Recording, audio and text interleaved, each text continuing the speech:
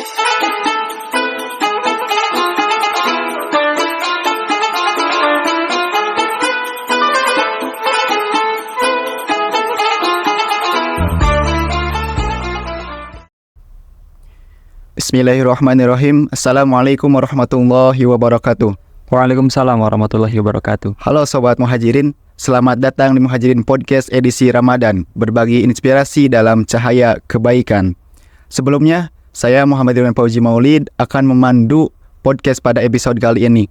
Dan pada episode kali ini juga saya tidak sendirian, saya sudah ditemani oleh sosok yang luar biasa, yang inspiratif tentunya, terutama bagi para kaum muda. Pada episode kali ini saya sudah bersama Kang Wiguna Igi. Bagaimana kabarnya nih, Kang? Alhamdulillah sehat. Alhamdulillah. Kang Ridwan gimana keadaannya? Alhamdulillah baik, Kang. Ya, jadi permisi sekalian, Kang Igi ini merupakan owner atau pemilik dari usaha Siomay Wiguna, dan beliau juga merupakan ketua PHMA atau pengurus harian Masjid Al-Muhajirin Universitas Siliwangi pada periode 2020. Nah, pada tema kali ini juga kita akan membahas tema yang sangat spesial, yaitu tantangan dan pembelajaran kisah inspiratif bersama Kang Igi selaku owner Siomay Wiguna. Nah, pada tema ini nanti teman-teman akan diajak untuk menjelajahi perjalanan dari Kang Igi, salah satu sosok di balik kesuksesan dari Siomay Wiguna. Nanti teman-teman akan tahu tentang bagaimana dalam menghadapi tantangan dan pembelajaran dalam dunia usaha kuliner gitu ya.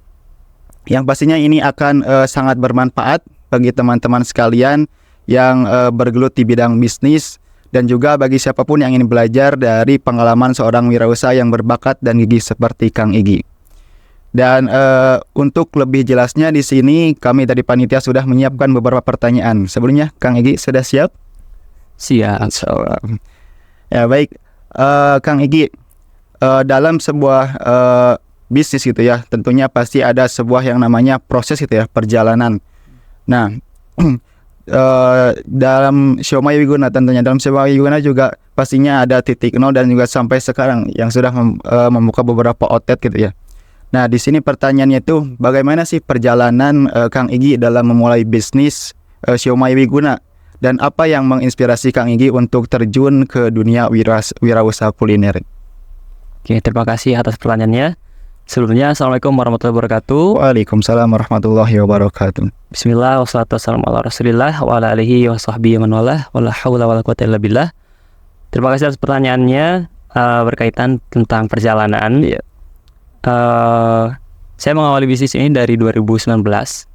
Dan sebetulnya ada beberapa orang yang membangun bisnis itu dari berbagai macam latar belakang.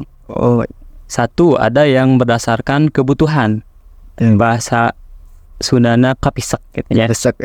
Ada juga yang berdasarkan keturunan. Ada juga yang berdasarkan karena trending. Misalkan karena lagi musim nih. Ya, akhirnya jualan. Dan ada juga yang jualan dia memang sudah dibentuk oleh orang tuanya untuk melanjutkan usahanya seperti itu. Nah, saya termasuk orang yang kapisak waktu itu. Kenapa? Karena saya kan merantau ya di Tasikmalaya, dan seperti yang teman-teman juga mungkin rasakan ya, anak rantau kan uangnya dikit ya, pas-pasan lah, kadang kurang juga. Nah, akhirnya dari sana mulai berpikir untuk gimana caranya kita punya uang tapi nggak minta ke orang tua.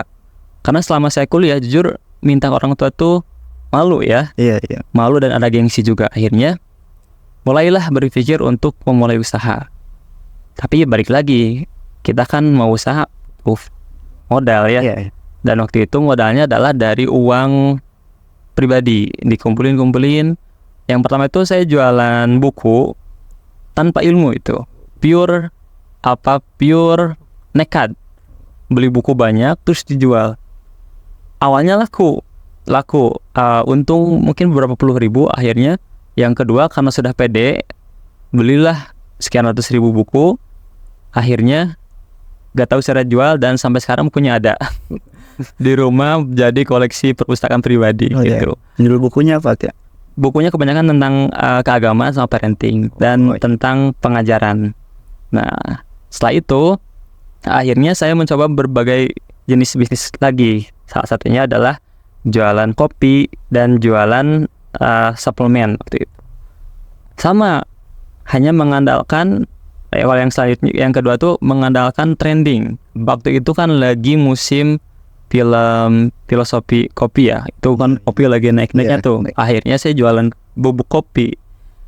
Sama berhasil di awal-awal, tapi karena tidak tahu cara bermainnya akhirnya tumbang lagi. Suplemen pun sama. Nah, untuk yang sekarang yang Semayaguna ini justru berawal dari ketidaksengajaan. Awalnya saya mau buat makanan, hanya sekadar buat makanan untuk dibagikan kepada tetangga sekitar. Waktu itu setelah bulan puasa ya, lagi momen lebaran. Nah, karena perkuliahan libur, gabut di kosan, akhirnya buat makanan, patungan sama teman-teman, dan terpikirlah untuk buat siomay. Akhirnya buat siomay untuk dibagikan saja. Nah, setelah itu ternyata responnya bagus. Bahkan bapak yang punya kosan tuh ngasih modal. Waktu itu masih ingat 500.000. Katanya, buat lagi yang bener, yang enak. Ini enak sih, cuma bumbunya agak pahit. Bukan pahit sih, ini gosong itu. Karena belum bisa buat ya. Kalau siomay-nya enak, tapi bumbunya belum bisa. Akhirnya buat lagi dengan berbagai jenis bahan sampai uangnya habis. Terus setiap kali percobaan dikasih ke tetangga sekitar, termasuk ke bapak kosan. Sampai ibu-ibu pengajian karena sudah sering dikasih, akhirnya nagih gitu. Buatin lagi buat pengajian gitu. Akhirnya dibuatin lagi, dikasih modal sama ibu-ibu. Jadi saya tuh nggak modal gitu, dikasih doang, cuma buat. Nah, buat, dan dari sana ibu-ibu banyak yang merekomendasikan untuk jualan. Nah, mulai berpikir, iya kenapa nggak jualan? Karena kalau nggak salah udah 4 atau 5 kali itu banyak respon positif. Akhirnya mikir buat nama waktu itu. Namanya apa, siomay apa yang aneh-aneh ya. Kata teman, udah nama kamu aja katanya tuh gitu. Kenapa nama Wiguna? Karena Wiguna kan waktu itu saya aktif juga di masjid ya. Jadi setidaknya orang-orang masjid tahu nama Wiguna lah gitu. Awalnya sesimpel itu. Akhirnya namanya Siomay Wiguna. Mulai mikir logo, mulai mikir waktu kapan yang tepat untuk jualan. Nah, akhirnya jualan di momen wisuda. Wisuda Wansil, kalau nggak salah tanggal 26 Juli 2019. Itu pertama kali jualan. Dan yang pertama kali jualan, saya jualnya 1.500 biji. Itu pertama jualan ya. Dan itu jujur nggak ekspektasi bahkan habis. Karena kan ya orang coba-coba biasanya kan paling puluhan atau ratusan ya. Saya udah langsung 1.500. Dan ternyata sebelum zuhur udah habis. Nah, dari sana akhirnya termotivasi karena udah ke-trigger, wah ini jualan 1.500 biji setengah hari habis nih. Akhirnya mulailah berpikir untuk serius, untuk mencari outlet dan sebagainya. Dan alhamdulillah menemukan outlet yang tepat walaupun harganya mahal. Tapi karena kita punya keinginan yang kuat, terus bisa bernegosiasi dengan orang tua sebagai investor kita gitu ya. Akhirnya dikasih modal dan memulai usaha hingga kita opening di 12 September 2019. Oh iya, outlet pertama itu di mana Kang waktu itu? Di Jalan Siliwangi nomor 11 Ternate. Oh iya, di sana. Dan menurut informasi sekarang juga Siomay Wiguna ini sudah mempunyai beberapa outlet ya Kang? Ada 5 kurang lebih. Boleh mungkin nanti pemirsa ada yang ingin ngabuburit mungkin. Boleh. Di mana aja ini kan bisa dikasih tahu. Yang pertama ada di Jalan Siliwangi nomor 2, ada di Jalan Benda Perempatan, ada di Gunung Wai, ada juga di Singaparna, sama di Awipari. Cuma sekarang lagi Ramadan, lagi off dulu yang di Awipari. Jadi yang aktif 4. Oh ya baik. Jadi awal perjalanan dari Kang Igi ini berawal dari mungkin kepesek tadi bahasa Sundanya ya. Kepesek dan coba-coba dan ketika memang kita ada usaha gitu selalu ada gitu kan jalannya itu. Tadi dikasih modal oleh para pemilik kos dan juga ibu-ibu pengajian gitu ya. Dan tadi apa sih yang menginspirasi Kang Igi untuk terjun ke dunia wisata kuliner ini? Yang motivasi ya? Yang motivasi itu tentu kebutuhan ya, kan tadi kebutuhan. Yang kedua punya juga keinginan untuk gak merepotkan orang tua gitu. Oh iya. Caranya apa ya? Caranya dengan berusaha. Karena kita setidaknya bisa menghasilkan uang untuk kehidupan sendiri aja dulu gitu. Walaupun ya belum bisa ngasih orang tua, minimalnya buat kita sendiri udah lah nggak ngerepotin orang tua kayak gitu. Iya, baik. Ya, dalam perjalanan juga Kang, pastinya ada yang namanya juga tantangan gitu ya. Tantangan pastinya tidak selalu berjalan dengan mulus gitu. Tidak berjalan dengan sesuai ekspektasi kita. Nah, dalam perjalanan Siomay Wiguna ini Kang, apa sih tantangan terbesar yang pernah Kang Inggi hadapi itu dalam bisnis ini? Dan bagaimana Kang Inggi dalam mengatasi permasalahan tersebut? Yang pertama, karena waktu itu saya memulai ketika kuliah, Ya. tantangan terbesar adalah mengatur waktu antara kuliah, usaha. Di samping itu juga saya aktif organisasi, juga jadi kepala sekolah TK. Jadi 4 aktivitas Multi ini talent.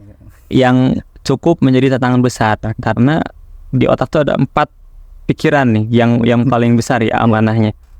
Nah, di sanalah tantangan terbesarnya. Gimana caranya kita tetap bisa kuliah, tetap juga bisa aktif organisasi, bisa berguna juga untuk masyarakat dengan jadi kepala sekolah TK, dan bisa juga menghidupi diri sendiri dengan berusaha. Itu tantangan yang pertama. Yang kedua adalah ketika awal-awal merintis 2019, baru 6 bulan berjalan ada COVID. Itu bukan tantangan buat semua Wiguna saja sih. Iya. Itu untuk semua usaha kayaknya kena dampak juga ya seperti itu. Itu cukup menguras pikiran, energi, dan perasaan ya. Dimana saya waktu itu di Tasik ini sendiri gak ada siapa-siapa kecuali teman ya. Iya. Berjuang untuk berdagang sambil kuliah, dan itu sangat-sangat melelahkan, tapi juga sangat-sangat terkesan membahagiakan juga untuk diri sendiri. Kenapa? Karena di samping banyaknya ujian ya, salah satunya pandemi itu, ya kita bisa survive ternyata gitu. Dan di sanalah justru kedewasaan itu muncul. Akhirnya setiap ada masalah kita, tantangan berikutnya adalah ketika tahun pertama, setahun pertama Siomay Wiguna berjalan dengan penuh tantangan dan rintangan, berjatuh-jatuh seperti itu. Di tahun itu juga saya tertipu oleh salah satu mungkin penipu lah ya. Penipu yang dia itu biasanya menghipnotis lewat telepon. Waktu itu saya terkena hipnotis tuh. Akhirnya saya transfer seluruh uang yang ada di rekening yang udah dikumpulin selama 1 tahun. Kronologisnya itu bagaimana Kang? Itu waktu itu saya lagi jualan. Kebetulan waktu itu saya buka cabang yang pertama di Singaparna. Karena kan belum ada karyawan. Iya. Akhirnya yang nunggu saya. Saya nunggu, waktu itu lagi libur kuliahnya. Nunggu, dan mungkin saya kelelahan. Terus abis itu juga emang sendirian kan di sana. Ada yang nelpon mengaku dari salah satu marketplace, dan ya segala macam lah diutarakan. Akhirnya mengarahkan ke mobile banking. Karena saya nggak punya, akhirnya diarahkannya ke ATM. Iya. Akhirnya itu sadar nggak sadar sih sebetulnya ya, ke ATM, dan transfer aja uang begitu saja. Baru sadar tuh setelah transfer tuh langsung ngerasa Uangnya hilang itu. Ngapain kok percaya sama orang yang kita nggak pernah lihat sebelumnya gitu. Iya. Akhirnya dari sana titik terendahnya di sana. Udah setahun ngumpulin, belum sempat dibelanjain apa-apa, udah hilang. Tapi waktu itu saya berpikir, ya udahlah, ini mungkin bagian dari jalannya Allah, sudah takdirkan. Saya nggak berkeluh kesah dalam artian mencaci maki keadaan gitu ya, tetap berusaha untuk berpikir positif. Dan akhirnya saya malah ngechat si penipu itu dengan bilang, makasih ya Pak, semoga Bapak hidupannya lebih baik, dan semoga Allah memberikan Bapak ya hidayah seperti itu. Akhirnya dia blok langsung dan nggak bisa dihubungi. Dan anehnya setelah itu justru saya dapat rezeki yang hampir nominal itu sama dengan jumlah yang saya transferkan. Ada bantuan dari pemerintah untuk UMKM, saya dapat 2 lagi. Orang lain kan 1 biasanya, saya dapat 2, double. Akhirnya balik lagi tuh dalam waktu beberapa hari aja. Nah, dari sana langsung belanjain, dan dari sana justru makin semangat untuk berusaha. Dan saya punya prinsip, ya yang Allah takdirkan itu pasti baik gitu, selama kita itu menerima apa yang Allah takdirkan dengan lapang dada dan terus berusaha seperti itu. Ya baik, perjalanan yang luar biasa yang dihadapi oleh Kang Igi ini tadi sempat ketipu dan juga Allah langsung itu yang menggantinya ketika kita ikhlas itu ya. Nah, dari tantangan yang pernah Kang Igi hadapi tersebut tuh, apa pelajaran terbesar itu yang Kang Igi pernah peroleh itu sehingga membantu Kang Igi tumbuh sebagai seorang wirausaha seperti ini? Nah, ini yang menarik nih. Jadi wirausaha itu bukan sekedar kita jualan. Iya. Tapi di mana kita itu mempunyai mindset yang baik gitu ya dalam berusaha. Contohnya apa? Kita dalam berusaha itu jangan mikirin omset dulu sebetulnya, tapi coba pikirkan purpose-nya, tujuan akhir dari apa yang kita kerjakan ini, seperti itu. Saya punya tujuan waktu itu, gimana caranya saya bisa berbagi pada orang-orang. Berbagi apa? Berbagi uang nggak ada, gitu. Minimal berbagi makanan gitu kan. Akhirnya dari mindset itu, dari tujuan akhir itu, saya berpikir tindakan apa yang harus saya lakukan. Akhirnya saya berpikir menemukan ide, oke, jualan tindakannya, harus jualan.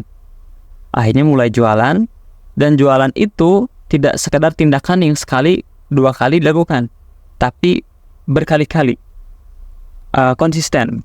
Akhirnya menjadi kebiasaan. Setelah kebiasaan itu terwujud, lama-kelamaan kebiasaan itu akan menjadi kenyataan, dan kenyataan itu yang akan mencapai apa yang kita impikan tadi. Iya. Jadi cara berpikirnya itu, dimana kita menentukan mindset kita, dari mindset itu kita menentukan tindakan apa yang kita lakukan, setelah itu kita menentukan kebiasaan apa yang kita terapkan untuk konsisten, dan akan membentuk kenyataan yang akan kita dapatkan kemudian hari. Nah, itu yang saya dapatkan. Jadi dari awal saya buat sampai gini itu tujuannya untuk apa? Untuk bagi-bagi makanan. Sederhana itu. Cuma sekarang bagiin makanannya dibayar sama orang gitu. Kalau dulu kan cuma bagiin udah, sekarang dibagikan tapi ada transaksi gitu. Yeah. Sehingga menu-menu di Semayaguna yang sekarang bulan puasa itu ada namanya paket berbagi. Saya memfasilitasi orang-orang untuk berbagi, untuk sama impiannya sama saya, bagi-bagi siomay gitu, makanannya spesifik ke siomay. Dan ternyata itu menjadi DNA tersendiri bagi Semayaguna ini. Jadi orang itu mikir Semayaguna itu bukan siomay yang di pinggir jalan yang kita makan sekali udah pulang. Jadi orang itu sekarang banyak yang lihat Semayaguna itu, oh Semayaguna siomay yang paling pas untuk dibagikan. Baik itu pengajian, baik itu untuk sedekah, baik itu untuk hajatan, untuk catering, untuk asar instansi apapun. Oh Semayaguna sekarang solusinya gitu. Jadi itu yang saya terapkan ke usaha saya. Gimana usaha saya ini bisa mewujudkan impian saya apa? Itu untuk berbagi makanan. Seperti itu sih. Iya baik, luar biasa sekali ya. Pelajaran yang didapatkan oleh Kang Igi ini banyak sekali tadi, mulai dari tentang bagaimana cara kita untuk mengatur mindset kita gitu ya Kang. Karena dari mindset tersebut kita akan berpengaruh terhadap apa yang nanti kita akan lakukan selanjutnya gitu. Nah, tentunya sih Kang, dari hasil podcast ini pasti nantinya banyak yang ingin terjun itu ya ke dalam dunia wirausaha, khususnya dalam bidang kuliner gitu. Nah, ada gak sih saran itu atau pesan yang ingin disampaikan Kang Igi kepada para penonton yang mungkin nantinya ingin terjun atau sedang menghadapi tantangan dan kegagalan dalam usaha mereka itu? Saran dari saya, kita dalam kehidupan ini punya 2 pilihan, untuk tetap tumbuh atau mati, growing or dying bahasanya. Kenapa seperti itu? Kita tahu bahwa waktu itu nggak pernah kembali. Kemarin kita nggak bisa ulangin tuh.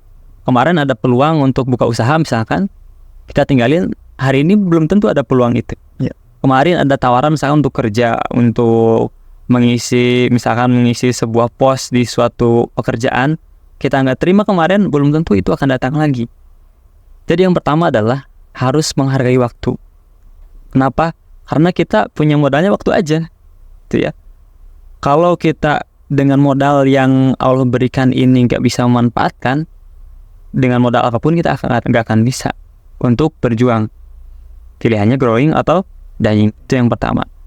Yang kedua, waktu nggak akan bisa kembali, dan Allah juga udah menjamin bahwa orang-orang yang tidak bisa menghargai waktu adalah orang yang rugi. Dalam surat Al-Asr yang kita ketahui, wal asr innal insana lafi khusr. Demi masa, sesungguhnya manusia itu dalam keadaan yang rugi. Rugi kita itu, kecuali orang-orang yang beriman, beramal soleh, dan saling mengenasi dalam kebaikan dan kesabaran, seperti itu. Nah, sehingga balik lagi ke diri kita masing-masing. Apakah kita akan tetap seperti ini menunggu kematian? Nggak ada perubahan? Atau kita berjuang bertumbuh walaupun sedikit-sedikit, istilahnya 1% setiap hari, tapi kita dapat tumbuh menjadi pohon yang bisa menaungi tempat sekitar kita gitu. Itu yang paling penting. Selanjutnya apa? Jangan salah, dalam kita berusaha apapun itu, mau dalam kuliah, dalam wirausaha, dalam karir, dalam berkeluarga, jangan pernah sepelekan masalah doa. Kenapa? Karena tuh terkadang kita terlalu sombong dengan kemampuan kita. Kita yakin, wah saya bisa, misalkan kalian kuliah, saya bisalah dengan belajar sehari 4 jam nyampe IPK 4 di kemudian hari. Mengandalkan diri kita sendiri nggak bisa. Kenapa? Kita tuh punya keterbatasan. Yang bisa bantu kita adalah Allah. Sama dengan halnya jualan. Kalau kita pokoknya saya harus nyampai omset sekian, misalkan jualannya dari jam 6 pagi sampai jam 12 malam misalkan gitu, apakah akan kecapai? Belum tentu capai. Kenapa? Karena kita mengandalkan diri kita. Justru kalau kita terlalu mengandalkan diri kita, malah semakin lelah dan semakin gak ada habisnya. Jadi libatkan Allah dengan cara berdoa. Yang selanjutnya adalah cobalah untuk dalam apapun ya, dalam entah itu karir atau berusaha atau kuliah, libatkanlah orang lain dalam impian kita. Jadi misalkan saya kuliah biar bisa jadi sarjana, jangan sebatas itu. Saya pengen berusaha supaya bisa punya penghasilan sendiri, jangan sebatas untuk diri sendiri. Libatkanlah orang lain. Misalkan saya ingin jadi sarjana supaya saya bisa memberikan pendidikan kepada minimal keluarga sendiri atau lingkungan sekitar. Atau saya ingin jadi sarjana biar bisa menjadi orang yang berguna bagi misalkan suatu instansi atau suatu lembaga pendidikan tertentu gitu misalkan. Sama halnya dengan berusaha. Jangan sekedar saya bisa berusaha untuk dapat penghasilan, tapi bagaimana caranya saya berusaha tapi saya juga bisa memperkerjakan orang lain, membantu orang lain, membuka lapangan pekerjaan dan berguna untuk masyarakat sekitar. Dan itu dampaknya akan lebih bagus dan lebih cepat terwujud. Kenapa? Karena kita melibatkan orang-orang lain dalam impian kita. Jadi doanya nggak sendiri tuh. Ya, jadi ada doa orang lain juga seperti itu. Ya, baik. Pemirsa sekalian, banyak sekali tadi pelajaran yang bisa kita ambil dari perjalanan Xiaomai Wiguna itu ya. Salah satunya tadi dari Kang Igi ya, bagaimana dia tadi dari awal banyak sekali tantangan yang dihadapi, dan salah satu pesan yang bisa kita ambil adalah kita tidak boleh menyerah itu ya dalam menghadapi tantangan yang kita rasakan gitu, dan selalu libatkan orang lain gitu ya, karena tadi selalu libatkan orang lain dalam usaha kita itu, agar doa kita itu tidak sendirian, itu ada doa orang lain juga dan banyak-banyak juga. Nah mungkin untuk sesi episode kali ini mungkin cukup sekian Kang Igi. Alhamdulillah tadi banyak sekali inspirasi yang bisa kita dapatkan dari sosok Kang Igi ini. Baik, sebelum ditutup mungkin kita mendengarkan gitu closing statement dari Kang Igi ini. Silakan Kang Igi, barangkali ada closing statement untuk para pemirsa di rumah itu. Sedikit saja. Saya dengar dari sebuah pengajian, salah satu ustadz berkata, menyampaikan sebuah hadis, kurang lebih redaksinya adalah intas dukillaha yasduka. Jika kamu jujur kepada Allah, Allah akan bantu urusan kamu. Jadi apapun yang kita lakukan, kalau kita jujur kepada Allah, kita ikhlas dalam melaksanakannya, kita yakin dengan bantuan Allah, dan kita tahu tujuan akhir dari yang kita cita-citakan itu adalah suatu kebaikan, maka Allah akan wujudkan apa yang kita cita-citakan. Jadi PR-nya adalah cobalah untuk jujur pada diri sendiri dan jujurlah kepada Allah, supaya Allah membantu semua urusan kita seperti itu. Baik, Masya Allah, luar biasa sekali ya closing statement dari Kang I ini. Jadi kita jangan pernah lupa untuk libatkan Allah dalam segala sesuatu hal itu agar usaha kita senantiasa dibantu oleh Allah Subhanahu wa Ta'ala.